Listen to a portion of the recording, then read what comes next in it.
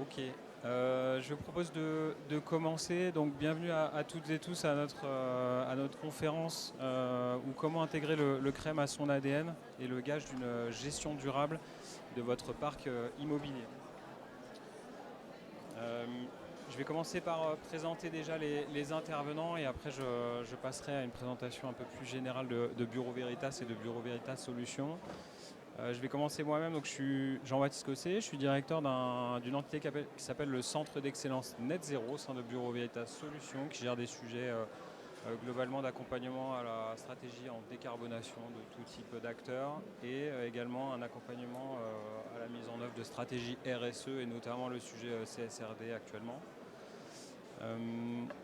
Je vais passer du coup à David Espagnier, qui est à ma droite, qui est responsable métier environnement au sein de Bureau Veritas Solutions, et Olivier Reich, qui est directeur énergie carbone, donc qui est un expert énergie et carbone au sein de mon centre d'excellence Net Zéro.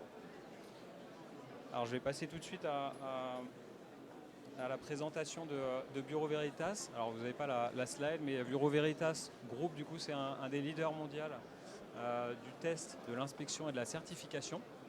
Et au sein de Bureau Veritas, vous avez un certain nombre de réseaux en France, dont Bureau Veritas Solutions, qui est en sorte un bureau d'études et d'ingénierie et qui réalise un certain nombre de missions de diagnostic, d'assistance, de conseil et de maîtrise d'œuvre sur l'ensemble de la chaîne de valeur de l'immobilier et des infrastructures. Donc par exemple, si je peux vous donner quelques exemples de missions qu'on réalise, on va vous aider à définir votre stratégie immobilière, typiquement patrimoniale. On va vous aider à faciliter ou sécuriser vos investissements dans l'immobilier. On va agir en tant que AMO ou aussi pouvoir plus spécifiquement dans notre entité définir des stratégies RSE, encore une fois appliquées au bâtiment, mais ça peut être évidemment bien plus large. Si je peux citer quelques clients, alors ils ne sont pas à l'écran, mais on a des gros clients type Decathlon, des clients comme Amundi, Inetum, Sanef, Sanofi, bon, bref, je ne vais pas tous les citer, mais voilà un certain nombre de clients. Je bascule rapidement sur le sommaire qui va vous être présenté par Olivier et David, et puis je me chargerai de faire une synthèse. On va commencer par évoquer donc la gouvernance immobilière et comment finalement on assiste à une espèce de mouvement finalement de la concentration sur l'énergie vers le marché du carbone. Donc Olivier vous en parlera un peu plus précisément. Ensuite, on vous décrira un peu la méthodologie, comment piloter la performance carbone. Encore une fois par Olivier, on vous décrira notre méthodologie et comment on voit le marché et comment on doit se placer par rapport à ce marché-là. Et ensuite, David vous parlera plus exactement de la stratégie pour, encore une fois, piloter la performance carbone. Puis j'évoquerai en fin de speech une petite synthèse sur voilà, quels sont les principaux éléments à retenir. Voilà, tout de suite, je vais laisser la parole à Olivier. Tiens, je te laisse la petite... Très bien. Bonjour, c'est un exercice un petit peu particulier puisque je m'entends assez peu. Merci beaucoup pour votre présence aujourd'hui. Donc pour cette intervention donc, qui se propose finalement d'apporter un éclairage j'espère original sur ce vaste sujet de la décarbonation, puisqu'on voit ici au CIPCA, puisque c'est quand même le thème, c'est l'objet même du CIPCA, et à travers toutes les interventions et les stands qui sont là, qu'en fait le sujet de la décarbonation maintenant est absolument omniprésent, et c'est devenu, on va dire, un petit peu la colonne vertébrale de la gouvernance immobilière. Ce que je vous propose, ce que nous vous proposons aujourd'hui, en fait, c'est d'aborder ce sujet avec un discours assez structuré, mais avec un point d'illustration ou je dirais un parti pris méthodologique qui est celui des différents points d'une analyse technico-économique. Alors sur les volets techniques, donc David Espagnier nous apportera tout à l'heure un éclairage. Il me revient dans un premier temps d'éclairer plutôt le volet économique et le volet, on va dire, un petit peu strictement méthodologique et non pas stratégique, tel que David pourra le développer tout à l'heure. Faisons une petite introduction pour ne pas rentrer de but en blanc dans le sujet. Le sujet de la décarbonation est un sujet, donc maintenant, comme je vais le préciser d'ailleurs juste après, est un sujet maintenant qui repose sur des principes, des objectifs et qui, in fine, on le voit à travers en fait, toutes les solutions qui sont ici proposées et présentées au CIPCA, reposent in fine sur des décisions qui doivent être prises. Et ces décisions sont prises par nature en univers incertain, puisque la question climatique est une question qui se projette sur plusieurs décennies, et donc, a fortiori, nous sommes dans un univers qui est, je dirais qu'on essaye d'appréhender le mieux possible en décision instantanée, mais qui nous projette assez loin dans le futur. Alors prenons un tout petit peu de recul sur finalement ce qui a caractérisé le contexte de la gouvernance immobilière simplement au cours des dernières années. Déjà, premier point, il y a un sujet en fait qui a été évidemment abordé je dirais, depuis maintenant un certain nombre d'années, grâce à un certain nombre de vulgarisateurs en rapport avec les sujets énergétiques. Or, nous avons eu un épisode très récent, paroxystique, qui a vu une envolée littéralement des prix de l'énergie à travers le prix du gaz, il y a maintenant environ 3 ans, qui a généré ensuite une envolée des prix de l'électricité et qui a, au final, finalement, je dirais, c'est un sujet qui s'est introduit dans toutes les strates de la société et dans tous les secteurs économiques. Le secteur immobilier, évidemment, n'y échappe absolument pas. Et donc, première question finalement qui se pose, je dirais, pour tout décideur dans la sphère immobilière, c'est comment appréhender, quel pronostic formuler sur l'évolution des prix de l'énergie à échéance plus ou moins lointaine en fonction du projet que l'on analyse et que l'on porte. En tout état de cause, ce que l'on peut d'ores et déjà dire, c'est qu'il y a probablement une orientation à la hausse des risques énergétiques portés en premier lieu par la situation des énergies fossiles, pétrole et gaz. Et donc ça, en tant que tel, c'est déjà un paramètre de volatilité supplémentaire dont on a fait l'expérience il y a très peu de temps et il y a toutes les raisons de penser que ce sont des épisodes qui vont se renouveler.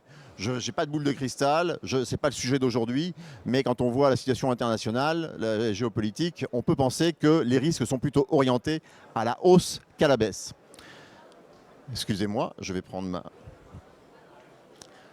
Le deuxième point, je dirais que je vais utiliser pour illustrer finalement cette prise de recul, c'est que parmi les variables clés qui sont prises en considération par les décideurs de la sphère immobilière, il y a bien entendu les taux d'intérêt, il y a tout ce qui concerne, tout ce qui est relatif aux coûts de production, coûts techniques, coûts des matériaux, des équipements, des services, et je cite également, même si c'est un paramètre qui aujourd'hui est un peu plus lointain, qui est moins introduit dans la prise de décision, le prix du carbone, mais ça va être le sujet que je vais approfondir dans peu de temps. Ce que l'on peut mettre en exergue sur un passé récent, simplement sur les 3 à 4 dernières années, c'est qu'en peu de temps, nous sommes passés d'un monde caractérisé par certaines conditions, dans un monde propulsé dans des conditions radicalement différentes. En l'espace de quelques mois, on est passé dans un monde à taux d'intérêt presque nul, à des taux d'intérêt qui maintenant se situent entre 3 et 4% en fonction des échéances. Nous sommes rentrés dans une, en tout cas, spirale, je ne sais pas, phase ou cycle. Je ne vais pas me prononcer sur cette question-là. En tout état de cause, ce que l'on observe, c'est qu'en l'espace de quelques mois, nous sommes rentrés en tout cas dans une phase inflationniste extrêmement forte, puisqu'on enregistre à la date d'aujourd'hui une hausse d'environ 30% sur tous les coûts de production. Et on sait maintenant, la presse regorge d'articles pour illustrer le fait que cette tendance inflationniste met à mal un certain nombre d'acteurs. Le troisième point qui nous amène aujourd'hui et que je vais, je dirais, explorer, c'est le sujet du prix du carbone. Alors, le prix du carbone qui aujourd'hui existe à l'échelle européenne est un prix du carbone qui pour l'instant ne concerne pas prioritairement, voire en fait pas du tout pour l'instant, le secteur immobilier, puisque c'est un marché du carbone qui existe depuis maintenant un peu plus d'une vingtaine d'années et qui concerne essentiellement les acteurs industriels et les acteurs de la génération électrique. Il n'empêche que le signal prix du carbone, en l'espace de quelques mois, a bondi littéralement, puisqu'on est passé d'un monde à environ 25 à 30 € la tonne de carbone, à aujourd'hui un monde où on se situe plutôt à un niveau entre 60 et 80. La question qui se pose, c'est est-ce qu'on est face à des évolutions de long terme ou bien à des passages cycliques qui sont amenés à une forme de retour à l'équilibre? Vaste sujet dans lequel je ne vais pas m'immiscer, sinon ça nous amènerait beaucoup trop loin. En revanche, ce que l'on peut dire, c'est que le signal prix du carbone, qui aujourd'hui monte en puissance de façon extrêmement rapide, est une variable qui va devenir clé dans les prises de décision des décideurs de la sphère immobilière. Reprenons un petit peu de recul sur les dernières années. Évidemment, pour vous, l'accord de Paris, je dirais, est une évidence. C'est un cadre juridique, un accord international qui maintenant s'est, je dirais, complètement popularisé. Je dirais, tout le monde ne l'a pas forcément lu, mais au moins tout le monde le connaît. Et donc cet accord de Paris, signé en 2015, qui fixe les objectifs de décarbonation à l'échelle mondiale, qui vise à maintenir la température moyenne mondiale en dessous de 2 degrés et si possible en dessous de 1,5 degré à l'échelle mondiale, est un accord qui doit être mis en œuvre et dont doivent se saisir en fait chaque signataire, soit des pays directement, soit comme l'Union européenne, des zones, je dirais, supranationales. Et en l'espace également de quelques années, on a un panorama juridique qui s'est singulièrement étoffé, puisque à partir de la date de 2021, qui est assez récente, l'Union européenne a inscrit dans la législation les objectifs de l'accord de Paris. Je rappelle que l'accord de Paris n'est pas contraignant sur le plan juridique. En revanche, les objectifs le deviennent à partir du moment où ils sont inscrits dans un cadre réglementaire ou législatif. C'est le cas pour l'Union européenne qui a inscrit en 2021 les objectifs de l'accord de Paris, c'est-à-dire neutralité climatique, c'est-à-dire virtuellement zéro émission à échéance 2050 et une division à peu près par 2 à 2030, c'est-à-dire environ demain matin. Et le deuxième point qui doit être mentionné, c'est que pour atteindre ces objectifs, eh bien, l'Union européenne a prévu un moyen que je vais expliciter maintenant, qui est la création d'un nouveau marché du carbone qui va viser, non pas exclusivement, mais en tout cas en priorité, toute la sphère immobilière à travers les actifs résidentiels tertiaires. Donc c'est la création d'un nouveau marché carbone, un nouveau système d'échange de quotas d'émissions. Nous sommes déjà rentrés dans une phase active. Pourquoi? Parce que depuis le 1er juillet dernier et jusqu'en 2026, nous sommes dans une phase de structuration du marché.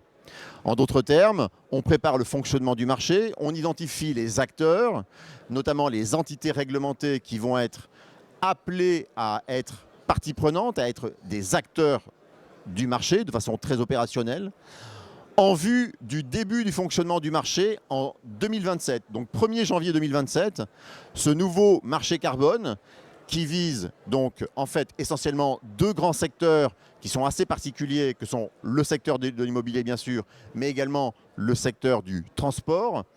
Eh bien, à partir du 1er janvier 2027, ce marché va fonctionner et va fonctionner de façon un peu bridée. Pourquoi ? Parce que la fonction de ce marché, c'est de fournir un signal prix du carbone de la même façon que le premier marché qui a été créé il y a maintenant plus de 20 ans envoie un signal prix du carbone tel que je l'ai représenté juste avant. Aujourd'hui, on est entre 60 et 80 € la tonne de CO2. À partir de 2027, ce nouveau marché va fonctionner, mais va fonctionner de façon limitée. Pourquoi? Parce que le signal prix qui va se former sur ce marché va être plafonné à la hausse à 45 € la tonne de CO2. Dans sa grande sagesse, l'Union européenne ou les législateurs européens ont prévu qu'il faudrait un temps d'adaptation pour les acteurs des secteurs qui sont visés, dont le secteur immobilier, pour finalement s'acclimater au nouveau signal prix, à la nouvelle fiscalité qui va provenir de ce marché. Donc, dans un premier temps et pendant 3 ans, on va être plafonné à 45 € la tonne de CO2. En revanche, à partir de 2030, ce plafonnement est supprimé et nous serons dans un fonctionnement plein et entier, un prix non plafonné, en fait un vrai marché. Et étant donné l'ampleur de l'objectif qui est fixé par l'accord de Paris et le point d'où nous partons, que je vais illustrer juste après, et à la lumière de l'expérience que nous donne le premier marché du carbone qui fonctionne actuellement, on peut raisonnablement penser qu'à partir de 2030, le signal prix du carbone va être extrêmement fort et peut-être très supérieur à ce que beaucoup d'acteurs de l'immobilier anticipent encore à la date d'aujourd'hui. Une petite image dont j'espère qu'elle est aussi pédagogique que possible. Pourquoi? Parce qu'il s'agit de résumer en peu de choses, en peu de mots et en peu d'espace, un fonctionnement un petit peu complexe quand même derrière, mais que je vais résumer de façon très simple. Dans la mécanique fiscale qui est mise en œuvre par l'Union européenne à partir donc de 2027, qui est l'acteur clé qui est visé? C'est le consommateur final. En d'autres termes, c'est l'occupant d'un bâtiment, résidentiel ou tertiaire, c'est celui qui paye les factures énergétiques, qui va se voir appliquer le signal prix du carbone supplémentaire qui va provenir du marché qui va fonctionner à partir de 2027. Donc ça, c'est le premier point. C'est-à-dire que qui est visé dans ce cadre à la fois législatif et technico-économique, c'est en premier lieu le consommateur final. Ce consommateur final va être exposé à un nouveau signal prix. Eh bien, c'est un signal prix qui est conçu pour se diffuser dans tout l'écosystème, dans tout le secteur immobilier, c'est-à-dire les propriétaires, bien entendu, les investisseurs, les gestionnaires d'actifs. En fait, par effet domino, par effet de contagion, aucun acteur du secteur immobilier ne sera indemne et ne sera préservé de ce nouveau signal prix par la fiscalité qui en naîtra. Alors, pour vous donner quand même, et pour se rapprocher de je dirais un petit peu du quotidien des décideurs de la sphère immobilière, donnons quelques ordres de grandeur. Aujourd'hui, et si on prend en compte le fait que le nouveau marché du carbone sera dans un premier temps plafonné à 45 €, donc la tonne de CO2, prenons comme base je dirais de référence les prix de l'énergie, fioul domestique et gaz qui prévalaient en ce début d'année 2024. Donc de façon très schématique, en début d'année 2024, le prix du fioul domestique est à peu près 1 000 € le mètre cube et le prix du gaz naturel est à environ 43 € le mégawattheure. Très bien. Que payons-nous en tant que consommateur final? Je précise, pardon, hors TVA. Et donc, hors TVA, que payons-nous dans cette fourniture d'énergie? Pour ce qui est du fioul domestique, nous payons environ 850 € de matières premières et environ 150 € de fiscalité.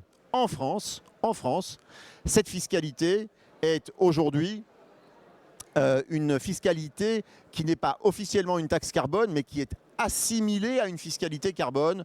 Il y a une petite subtilité dans laquelle on pourra peut-être revenir ultérieurement dans la partie questions-réponses. Sur le gaz naturel, vous avez à peu près 35 € de matières premières et environ 8 € de fiscalité additionnelle.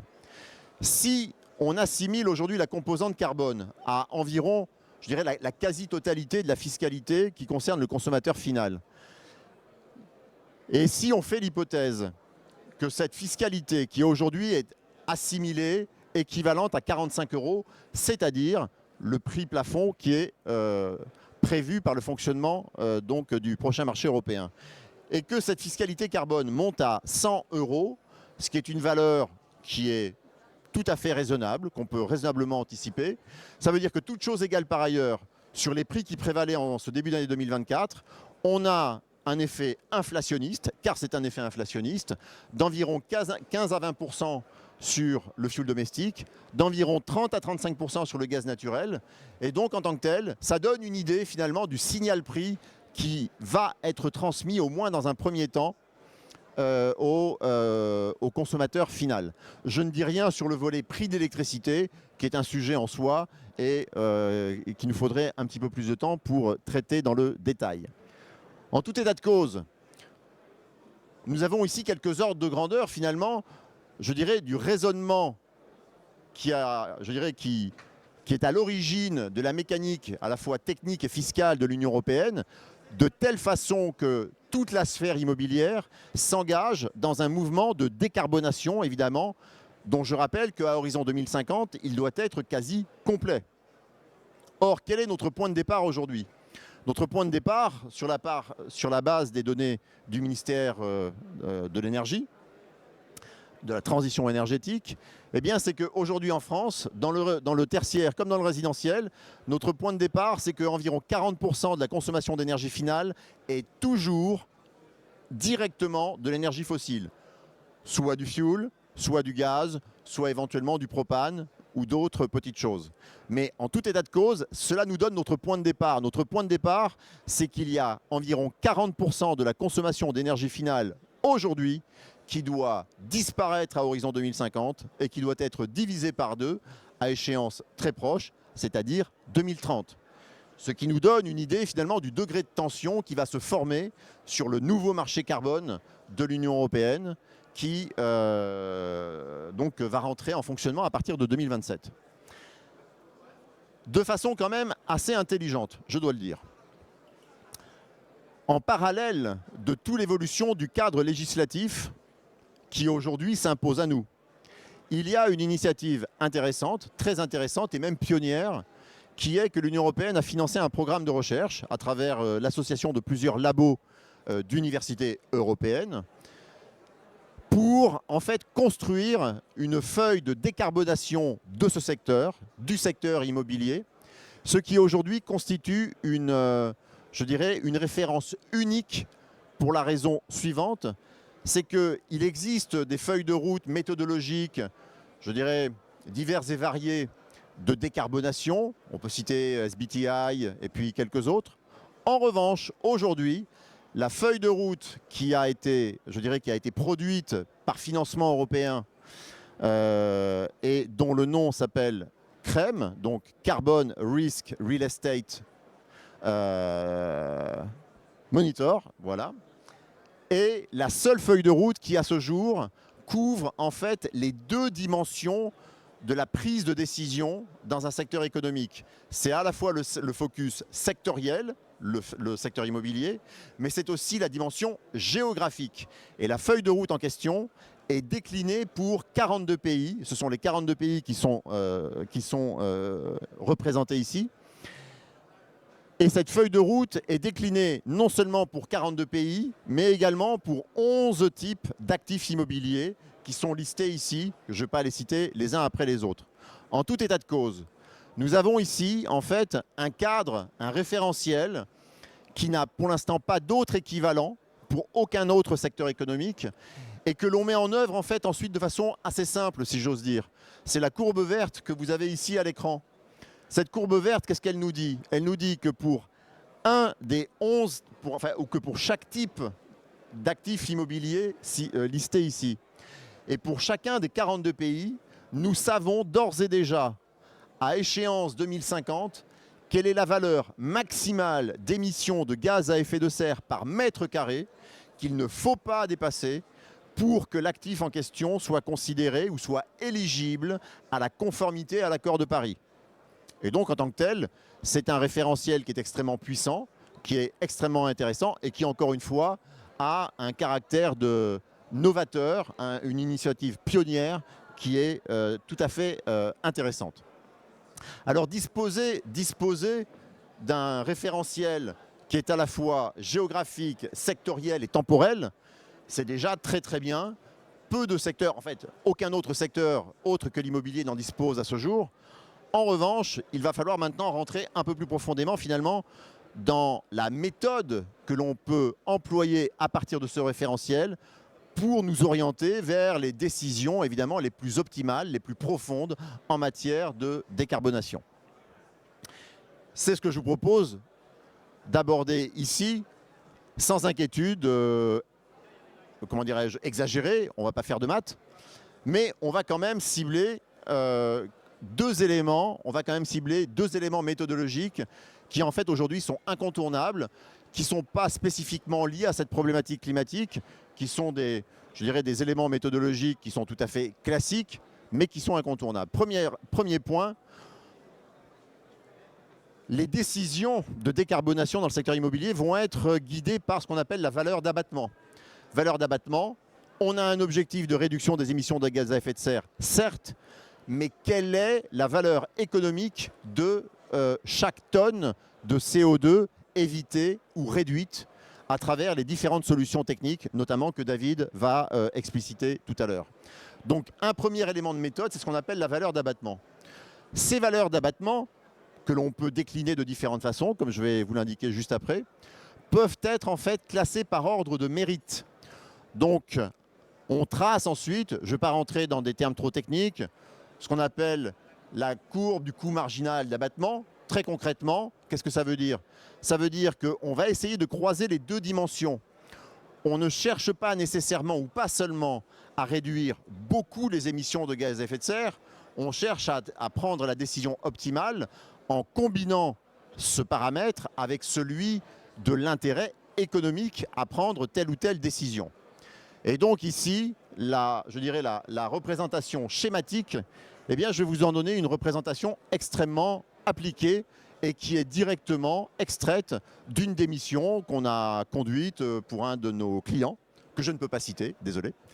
Mais nous avons ici un certain nombre d'informations qui vont finalement illustrer mon propos.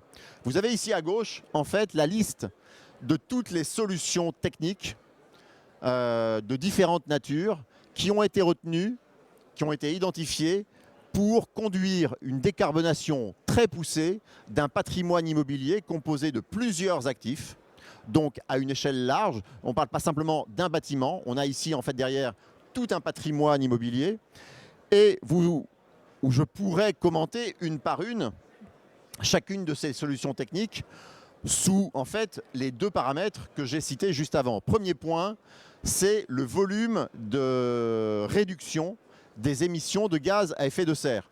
On pourrait très bien, et c'est le cas en fait ici, avoir un premier classement par ordre décroissant de potentiel de décarbonation.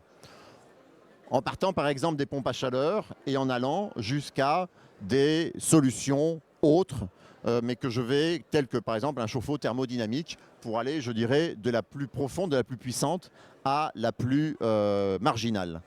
Le deuxième paramètre, c'est celui de la valeur d'abattement de chacune de ces solutions. Eh bien, nous avons pu, pour ce client, en fait, proposer un ordre de mérite, l'ordre de mérite optimal des différentes solutions techniques. Ces solutions techniques, évidemment, viennent, je dirais, de toute l'expertise des hommes de l'art qui font les audits énergétiques et les audits de performance carbone. Et on peut prendre ici trois cas qui sont assez, je dirais, contrastés. Prenons le premier cas, ici, le plus favorable. Ici, en vert sur le graphique. La mise en place, par exemple, de gradateurs de lumière, c'est-à-dire ce qui permet de réguler au plus près, de façon la plus efficace, en fait, donc la luminosité à l'intérieur du bâtiment. Eh bien, c'est une solution qui, en tant que telle, ne réduit que assez peu les émissions de gaz à effet de serre en valeur absolue. En revanche, c'est une solution qui génère la valeur d'abattement la plus élevée, le bénéfice économique de loin le plus élevé, sachant que nous avons ici en fait une inversion des valeurs. C'est ce qui est le plus négatif, qui est le plus vertueux sur le plan économique, et c'est ce qui est le plus positif, qui est le plus coûteux. Et donc on voit ici, en fait, c'est à peine visible sur le graphique, une solution qui est assez modérée en termes d'émissions de gaz à effet de serre, en revanche, qui est la plus vertueuse d'un point de vue technico-économique. Au milieu, vous avez ici un grand espace qui est à peine visible, mais qui occupe beaucoup d'espace, qui permet de réduire environ 2000 tonnes de CO2 équivalent. Eh bien ça, c'est la solution, c'est le bénéfice de la mise en œuvre de pompes à chaleur. À l'échelle du patrimoine que nous avons analysé et sur lequel nous sommes intervenus, eh bien, c'est de loin la solution la plus massive, puisque c'est celle qui permet d'atteindre environ 2/3 de l'objectif que l'on devait atteindre pour décarboner ce patrimoine. Et ça se fait en fait à un coût quasiment nul. Ici, très précisément, 68 € par tonne de CO2. Certes, ce n'est pas un bénéfice, ça ne rapporte pas de l'argent en tant que tel, mais c'est un coût qui reste très modéré par rapport, je dirais, à l'externalité positive, pour prendre un terme un peu d'économiste, de cette solution. Et à l'autre bout du spectre, À l'autre bout du spectre, on voit une barre bleue qui est beaucoup plus importante. Eh bien ça, c'est le volume d'émissions, de réduction d'émissions de gaz à effet de serre que l'on peut obtenir à partir d'une intervention sur la structure du bâtiment et notamment sur l'isolation en toiture.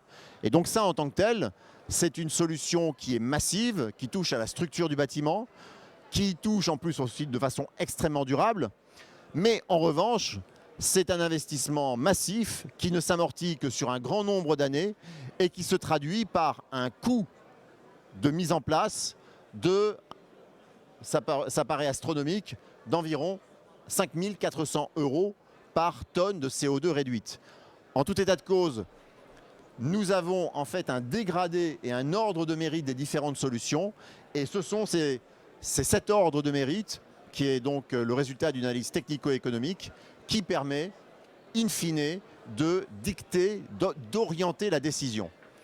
Si je reprends exactement ma représentation précédente, on peut en fait aller jusqu'au pas suivant, qui est celui d'une approche synthétique à l'échelle des bâtiments et à l'échelle complète du patrimoine. Pourquoi? Parce qu'ici, nous avons exactement toujours la même approche, mais cette fois-ci, non pas déclinée par solution technique, mais cette fois-ci déclinée par scénario à l'échelle de chaque bâtiment qui compose le patrimoine. Prenons un premier exemple, mon bâtiment A, pour ne pas le nommer. Nous avons un premier scénario qui est de loin le plus favorable, où nous avons simultanément une valeur de réduction d'émissions de gaz à effet de serre qui est importante et qui en plus génère un bénéfice économique d'environ, disons de façon schématique, disons 100. Et donc en tant que tel, c'est le scénario pour le bâtiment A que l'on peut proposer le plus efficace. Le scénario 2 ici va être un scénario beaucoup plus modeste et qui va générer un coût économique.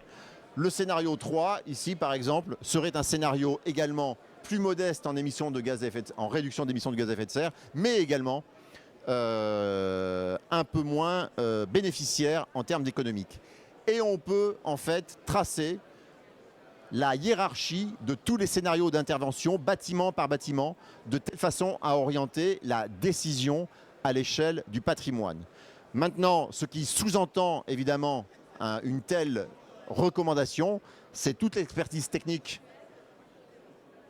en rapport avec les solutions qui peuvent être proposées, et c'est David Espagnier qui va nous les aborder. Merci Olivier. Je vais prendre le risque. Je vais prendre ta place.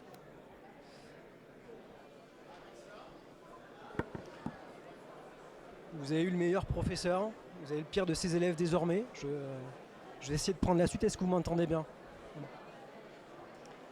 On va parler stratégie. Quelle est la stratégie à mettre en place pour piloter la performance carbone de tout parc immobilier? Alors en avant-propos, petite prise de hauteur. Je vous expliquais pourquoi, aussi pour nous, hommes de l'art ou techniciens, pour paraphraser Olivier. C'est aussi un changement de paradigme dans la manière de penser notre acte technique. Et aussi pourquoi on considère que c'est un changement de paradigme aussi pour les décideurs immobiliers. Historiquement, tout gestionnaire immobilier avait été plutôt confronté à des risques techniques, de vétusté, de sécurité, d'accessibilité et des risques de performance économique. Désormais, depuis quelques années, ça a été présenté par Olivier, on constate que tout actif immobilier est confronté à des nouveaux risques. Des risques de transition, des risques climatiques, des risques liés à l'émergence d'une réglementation énergie, thermique, carbone de plus en plus oppressante, si je peux me permettre l'expression. Ces risques nouveaux vont obliger tout décideur à changer de paradigme et intégrer une nouvelle composante dans son processus de décision. Indirectement, ces risques de transition et ces risques réglementaires vont également impacter la performance économique de tout actif immobilier, avec l'émergence d'une valeur verte pour tout actif performant et à contrario, l'émergence d'une décote brune pour tout actif qui va présenter des contre-performances ou des risques avérés sur les sujets ESG. C'est donc un changement de paradigme qu'on vous propose de traiter par l'approche stratégique qui va suivre. Alors, quelle est la stratégie à adopter? Avant toute chose, le point le plus important est de définir sa propre trajectoire performantielle et temporelle de référence. La trajectoire peut être une trajectoire réglementaire, dictée par le décret tertiaire. C'est la trajectoire orange que vous voyez à l'écran. Elle peut aussi être volontaire, dictée par le standard CREM et orientée sur le carbone ou l'intensité carbone. C'est la trajectoire verte que vous voyez à l'écran. Ces trajectoires vont offrir plusieurs avantages. Le premier avantage, c'est d'offrir une vision long terme qui va dépasser le simple horizon proposé par les PPT. Donc on va travailler sur on va travailler sur plusieurs PPT en l'occurrence. Autre bénéfice de la trajectoire, elle va permettre d'objectiver les bénéfices des travaux d'économie d'énergie et de réduction carbone, en proposant une visualisation des bénéfices de ces travaux sur la trajectoire de l'actif par rapport à la trajectoire de référence. Et enfin, la trajectoire va aussi permettre d'arbitrer, prioriser les travaux entre eux en travaillant sur l'approche technico-économique et la méthode introduite par Olivier. Pour illustrer mes propos sur les bénéfices de ces trajectoires, vous voyez à l'écran un cas concret sur un actif sur lequel on a travaillé. C'est également un actif sur lequel je ne me permettrai pas de citer le client. La commande initiale était relativement simple. C'était une demande d'assister le client dans la définition du chemin critique entre l'énergie et le carbone, à définir tout en respectant les jalons réglementaires auxquels il devait faire face. Donc on s'est servi des trajectoires CREM ici et décret tertiaire ici pour venir prioriser parmi les 12 actions qui étaient mises à disposition dans un audit énergétique. Et au final, en nous basant sur la méthode introduite par Olivier, les deux indicateurs de valeur d'abattement et de courbe de coût marginal d'abattement, on est venu sélectionner 4 actions issues de l'audit énergétique et qui allaient permettre également de répondre aux enjeux réglementaires du décret BAX et de la loi APER. En l'occurrence, si je fais une lecture progressive des différentes actions qui ont été votées, a d'abord été retenue la mise en place d'une GTB en vue d'anticiper l'échéance du 1er janvier 2025, rendant obligatoire la mise en place de GTB au-delà d'une certaine puissance équipant un bâtiment. Ensuite, on a retenu 2 autres actions issues de l'audit énergétique. La mise en place d'une première pompe à chaleur pour le chauffage, la mise en place d'une deuxième pompe à chaleur pour le poste d'eau chaude sanitaire. Et enfin, on a décidé également de retenir dans le bouquet de travaux la mise en place d'ombrières photovoltaïques sur le parking. Ces 4 actions parmi les 12 vont permettre de rendre l'actif conforme au CREM jusqu'en 2040 et l'actif conforme au décret tertiaire jusqu'en 2049. Donc voici une illustration très concrète de la méthode et de la manière d'exploiter le plus efficacement possible les composantes énergie-carbone à partir d'un audit énergétique. La réserve que j'émets, c'est qu'il faut effectivement bénéficier d'un audit énergétique, ou d'un audit, vous le verrez, énergie-carbone, le plus robuste et le plus global possible. Le plus robuste possible voulant dire le plus fiable techniquement. Et le plus global voulant dire qu'il va devoir dépasser l'approche traditionnelle qu'on avait l'habitude d'utiliser en tant qu'auditeur énergie, d'un focus très recentré sur la performance énergétique. Je parlais de changement de paradigme pour les décisions immobilières, c'est aussi un changement de paradigme pour nous, pour notre métier au quotidien, d'un audit énergie classique où on se contente de se concentrer sur les performances économiques, la comparaison des ratios de consommation par rapport à des ratios de référence, sur les contrats énergétiques, où on se concentre sur la thermique du bâtiment, c'est-à-dire son enveloppe, sa perméabilité à l'air, sur la performance des systèmes CVC, leur nécessité de renouvellement.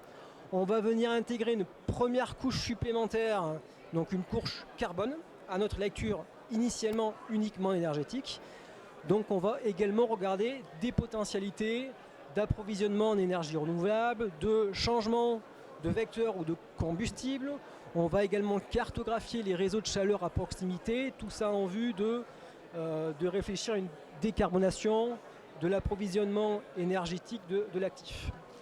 Idéalement, on peut également y intégrer une couche supplémentaire dans notre analyse technique en réfléchissant à la stratégie d'adaptation du bâtiment. On ne peut plus penser changement, isolation ou changement de paroi et de façade sans réfléchir à la problématique d'inconfort d'été. Donc on doit également intégrer cette composante d'inconfort d'été dans les préconisations de l'audit énergie carbone. On peut également anticiper des problématiques de carbone liées à la mobilité de l'actif. Et on peut également regarder le positionnement du bâtiment vis-à-vis de la réglementation, ce que vous voyez à l'écran, ou vis-à-vis de certifications et de labels environnementaux. Cet audit élargi, énergie, carbone, voire climatique au sens large, va évidemment activer d'autres leviers. Des leviers d'économie d'énergie, également des leviers de décarbonation. Vous voyez à l'écran un certain nombre de leviers classiques pour tout audit énergétique, des leviers de sobriété d'usage, des leviers de pilotage, d'automatisation, d'asservissement. L'audit énergie carbone va également activer d'autres actions. Des actions qui vont concourir à la suppression d'énergie fossile. On va anticiper la fin de vie des différents équipements et la réglementation pour basculer de chaudière au fioul ou au gaz vers des équipements de pompe à chaleur, tout en considérant les financements qui sont possibles liés à la migration de ces équipements. On va également travailler sur la décarbonation du mix énergétique, c'est un exemple que j'ai pris. Et enfin, on va également considérer les émissions fugitives des fluides frigorigènes qui, jusqu'à présent, étaient totalement ignorées des audits énergétiques classiques. Donc c'est pour nous une nouvelle approche dans la manière de construire et de penser notre acte technique sur l'audit d'un bâtiment lorsqu'on vient appréhender sa performance énergie et carbone. Et comme vous l'a introduit Olivier, on ne peut plus préconiser nos actions sans également considérer l'optimum économique et notamment les performances de valeur d'abattement et de courbe de coût marginal d'abattement qu'on vient associer à chacune de nos actions et qui vont donc nous aider à prioriser les actions entre elles d'un point de vue intérêt économique. Est-ce qu'il est nécessaire pour autant de réaliser un audit énergétique sur chacun de ces bâtiments? La réponse est non, évidemment, même si la question peut se poser très prochainement lorsque vous aurez à sécuriser des budgets de travaux, notamment pour tenir des échéances ou des objectifs de moins 40 ou de moins 50% appelés par le décret tertiaire en 2030 et 2040. Ce que l'on préconise en première étape, c'est d'abord de réaliser un diagnostic simplifié. Ce diagnostic peut prendre deux formes. Soit vous connaissez vos consommations énergétiques et vous réalisez un benchmark énergétique en comparant le ratio de consommation avec des benchmarks existants de référence pour votre secteur. Soit vous appuyez sur un diagnostic CRREM simplifié qui va permettre très rapidement, à moindre coût, de positionner la performance carbone de votre bâtiment par rapport à la performance de référence issue du CRREM. Sur la base de ce diagnostic simplifié, vous allez pouvoir identifier les actifs prioritaires. Donc les actifs qui vont proposer un potentiel de réduction énergétique et de réduction carbone particulièrement intéressant. Et c'est sur ces actifs que vous allez pouvoir réaliser des audits énergie carbone, approfondis énergie, tels que je vous ai présenté juste avant, afin de pouvoir décider des meilleures solutions de conformité carbone et énergie à mettre en place. Donc c'est une approche progressive qui permet une allocation optimale du capital, tout en assurant une conformité maximale aussi bien aux standards réglementaires et volontaires. En conclusion, vous l'avez compris, on a basculé tantôt en parlant énergie, on a basculé également, on a alterné entre énergie et carbone. Pourquoi? Les deux cadres sont complémentaires. Les référentiels sont complémentaires et les référentiels sont également imbriqués entre réglementation et approche volontaire. Pour autant, la trajectoire CRREM paraît être aujourd'hui la meilleure trajectoire pour dicter la nouvelle manière de prendre décision autour de la performance énergie-carbone dans une stratégie immobilière. Et c'est en ce sens qu'on souhaite plutôt privilégier la trajectoire carbone à la trajectoire énergétique. Voilà pour mon passage. Est-ce que vous... Une petite conclusion. Je t'entends pas, mais je pense que tu as donné le non-conclusion. Effectivement, très rapidement. Alors ce que je vous propose, c'est là, je vais conclure très rapidement dans 4 grandes idées à retenir de la conférence. J'espère que ça vous aura plu et que ça a été instructif. Et après, je vous propose 5-6 minutes de Q&A auxquelles on pourra répondre. Et puis après, sinon, on pourra se retrouver au lounge là, qui est juste là à côté, autour d'un café ou peu importe ce que vous voulez, pour échanger en one-to-one si vous le souhaitez. Peut-être rapidement, s'il y a 4 choses vraiment à retenir. Bon, effectivement, tout était intéressant, mais je pense que vous l'avez compris. Le premier point, c'est le shifting, donc le mouvement de la prise en compte de l'énergie qui ne suffit plus. Évidemment, il faut basculer sur la partie carbone et le CRREM, où toute trajectoire carbone, finalement, doit être intégrée dans votre ADN. Du coup, ce qui implique que c'est très important d'avoir une trajectoire énergie ou carbone pour cadrer justement la performance de vos actifs. D'où tout ce qu'expliquait évidemment Olivier.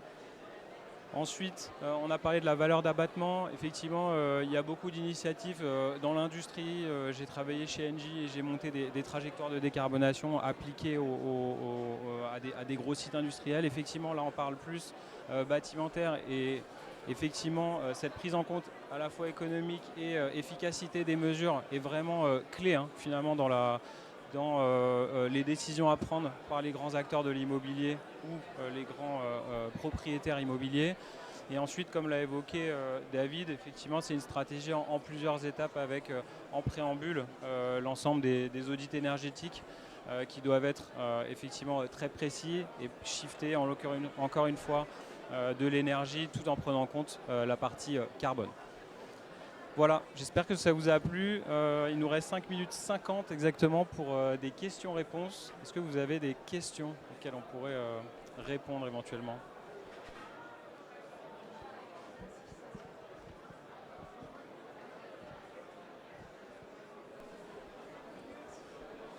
Bonjour, Maths ST d'Alto Ingénierie. J'avais une question sur les valeurs d'abattement.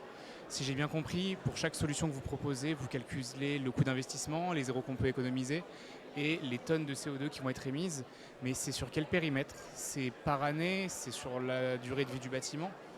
C'est jusqu'à la prochaine rénovation? C'est quoi exactement le périmètre qui vous permet de calculer ça?